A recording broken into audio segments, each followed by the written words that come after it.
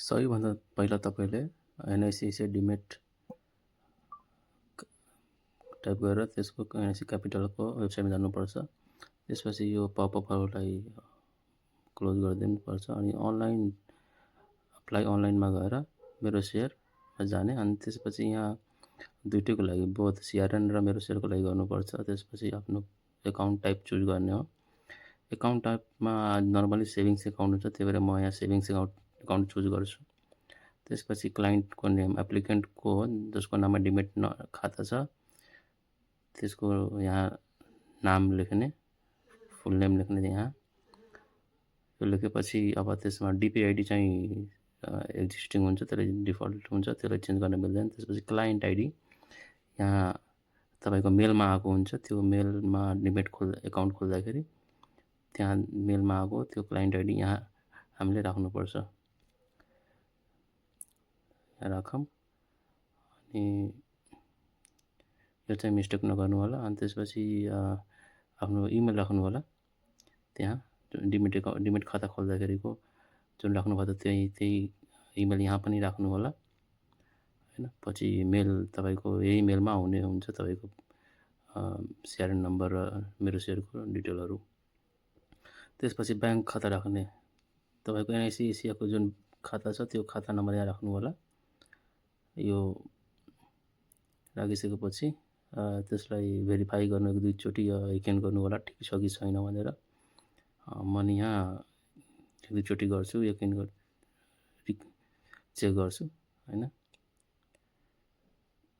त्यो मिस्टेक भयो भने पछि तपाईको क्यान्सल हुन सक्छ।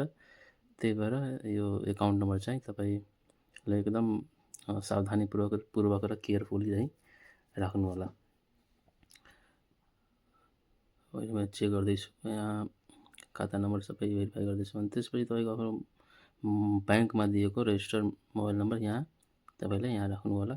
अनि तपाईको एड्रेस राख्नु होला माथि। यो चाहिँ क्लिक गरिहालौँ। यहाँ तपाईको एड्रेस राख्नु होला। मैले चाहिँ यहाँ राख्छु आफ्नो।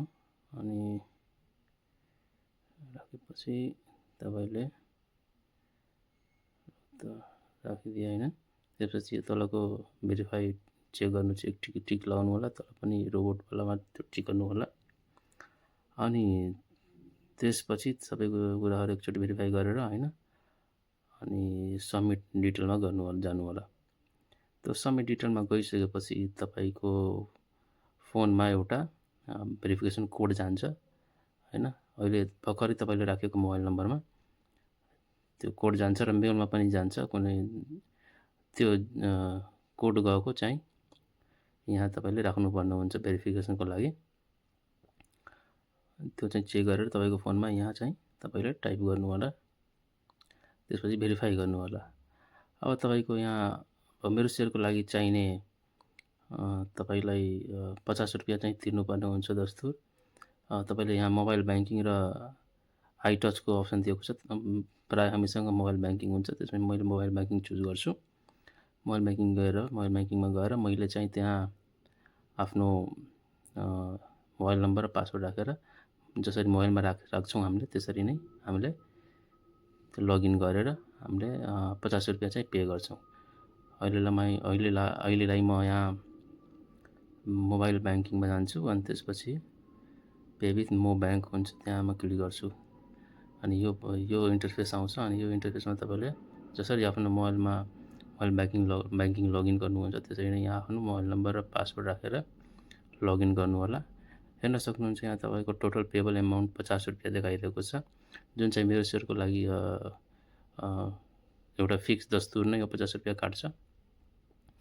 अनि मैले यहाँ चाहिँ आफ्नो क्रेडेन्सियल राखेर अगाडि बढ्छु, लगइन गर्छु अनि पे गर्न प्रयास गर्छु हैन।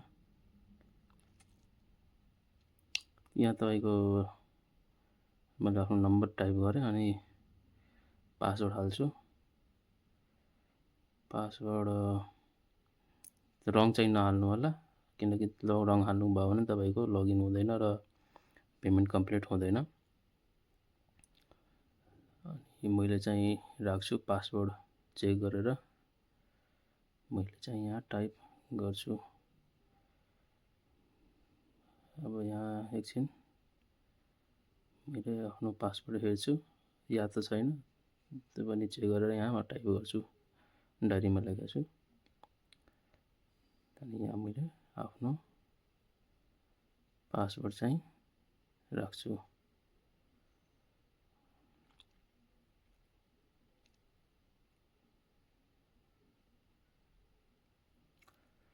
मैले अब यहाँ पासवर्ड राखिहालेँ। यो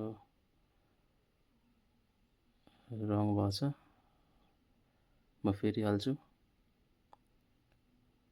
केही रङ भएको होला, म फेरि रिट्राई गर्छु। आफ्नो मोबाइल नम्बर र मेरो पासवर्ड राखेर म रिट्राई गर्छु। अनि यहाँ मैले आफ्नो पासवर्ड राखेँ। यो लगइन गरिसकेपछि तपाईँको मोबाइलमा एउटा फेरि पनि एउटा ओटिपी जान्छ। त्यो ओटिपी दिएपछि मात्रै तपाईँको पेमेन्ट कम्प्लिट हुन्छ। मैले चाहिँ लगइन गर्छु र यो काउन्टरमा देखाएको छ, त्यो चाहिँ कन्टिन्यूमा जानु होला। कन्टिन्यूमा गइसकेपछि तपाईँको मोबाइलमा एउटा ओटिपी जान्छ। त्यो ओटिपी चाहिँ तपाईँले यहाँ राख्नुपर्ने हुन्छ भेरिफिकेसनको लागि। मैले चाहिँ यहाँ मेरो फोन चेक गर्दैछु अनि ओटिपी आएको छ अनि मैले यहाँ राखेँ त्यो ओटिपी राखेँ। अब अनि मैले पे गर्छु, पेमा क्लिक गर्छु। पेमा क्लिक गरेपछि तपाईँको पेमेन्ट सबै कुरा सक्सेसफुल हुन्छ यहाँ देखाएको छ। अनि तपाईँको रिसिप्ट पनि डाउनलोड आफै अटोमेटिक हुन्छ पिडिएफमा। अनि यति गरिसकेपछि तपाईँको यो मेरो सिआरएन नम्बरको लागि अनलाइन प्रोसेस कम्प्लिट हुन्छ र केही समयमा तिनीहरू भेरिफाई गरेर तपाईँको मेलमा या फोन नम्बरमा तिनीहरूले तपाईँलाई पठाइदिनुहुन्छ। यति गरिसकेपछि हाम्रो काम सकिन्छ, बाँकी काम ब्याङ्कको हुन्छ। यदि तपाईँहरूलाई हाम्रो भिडियो राम्रो लागेमा कृपया मेरो यो च्यानललाई सब्सक्राइब गर्नुहोला। च्यानलको नाम डिएसएन हो, डिजिटल सल्युसन नेपाल। र मैले यस्तै भिडियो जसले तपाईँको समस्याको समाधान गर्छ, यस्तै भिडियो बनाएर म फेरि पनि उपस्थित हुने नै छु। तबसम्मलाई मलाई बिदा दिनुहोला। धन्यवाद।